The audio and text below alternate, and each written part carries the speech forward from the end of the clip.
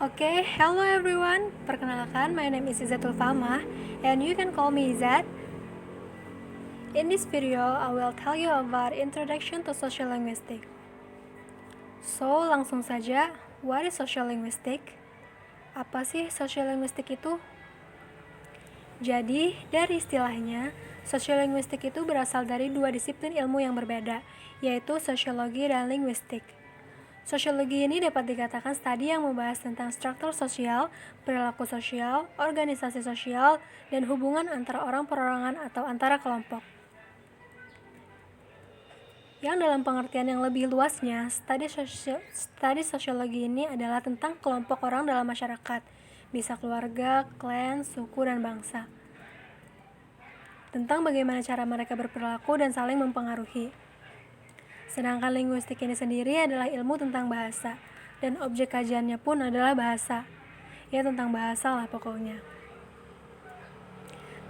Nah, jadi sosiolinguistik ini adalah bidang yang mempelajari hubungan antara bahasa dan masyarakat, antara penggunaan bahasa dan struktur sosial di mana pengguna bahasa hidup. Sosiolinguistik ini adalah bidang studi yang mengasumsikan bahwa masyarakat manusia terdiri dari banyak pola dan perilaku yang terkait, dan beberapa di antaranya yaitu bersifat linguistik. Ya, bisa disimpulkan sosiolinguistik ini adalah kajian bahasa yang melihat aspek sosial dan kebudayaan. Lalu, kenapa sih sosiolinguistik ini ada? Jadi, sosiolinguistik ini ada karena adanya bentuk dari adaptasi ilmu linguistik terhadap aspek sosial masyarakat. So, I will tell you one of the sociolinguistic material about linguistic varieties and multilingual nations. Di materi linguistic varieties and multilingual nation ini ada 4 bagian, yaitu vernacular language, standard language, lingua francas, Fijian, and Creole. Pembahasan yang pertama yaitu vernacular language. Vernakular atau bahasa vernakular adalah bentuk bahasa yang dipakai dalam kehidupan sehari-hari oleh suatu golongan atau kaum dalam masyarakat. Ini biasanya merujuk pada bahasa yang belum terstandarisasi dan yang tidak memiliki status resmi, yaitu bahasa daerah. For example, like bahasa Banjar, bahasa Sunda, dan lain-lain. Kemudian pembahasan kedua yaitu standard language atau bahasa standar. Bahasa standar ini adalah bahasa yang telah terstandar atau terkodifikasi yang memiliki tempat istimewa dalam suatu masyarakat multibahasa sebagai hasil sosial, ekonomi, dan pengaruh politik. Bahasa standar ini lebih rumit dari bahasa daerah karena istilah ini digunakan dengan berbagai cara yang berbeda oleh para linguis atau oleh para ahli bahasa. Faktanya, semua negara mempunyai standar language masing-masing. Contohnya, negara kita yang tercinta ini, bahasa standarnya adalah bahasa Indonesia, yang baik dan benar, of course. Standard language ini memiliki 2 standar, yaitu standard variety atau variasi standar, dan word English atau standard English atau bahasa Inggris standar. Standard variety terbagi menjadi 2, yaitu high language and low language. High language adalah bahasa yang digunakan untuk formal situation, contohnya bahasa nasional. Sedangkan low language adalah bahasa yang digunakan untuk sehari-hari, contohnya vernacular language. Kemudian, word English atau bahasa Inggris standar.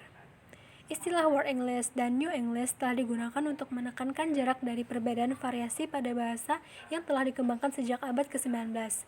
Kategorinya ada outer cycle, inner cycle, and expanding cycle.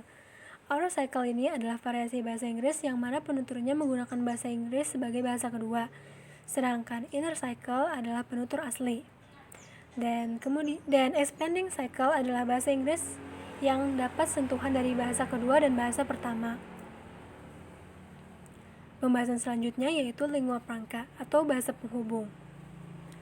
Lingua franca adalah bahasa yang digunakan sebagai bahasa komunikasi antara kelompok yang memiliki bahasa berbeda dalam masyarakat multibahasa.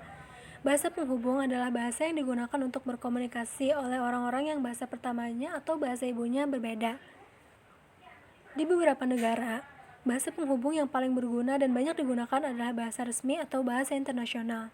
Dalam masyarakat multibahasa, bahasa penghubung sangat berguna untuk menggantikan bahasa daerah. Hal yang paling menarik dari bahasa penghubung ini adalah Fijians dan Creoles. Fijians adalah salah satu bahasa penghubung yang berfungsi sebagai sarana komunikasi antara orang-orang yang tidak memiliki bahasa yang sama. Fijians tidak memiliki native speaker, bahasanya dikarang-karang. Fijians ini muncul dari penutur yang belum memiliki bahasa khas untuk berkomunikasi.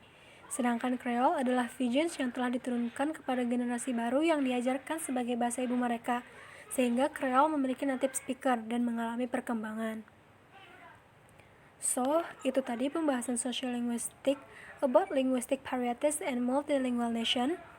Hope you enjoy this video dan semoga bermanfaat bagi kita semua. Mohon maaf apabila banyak kesalahan.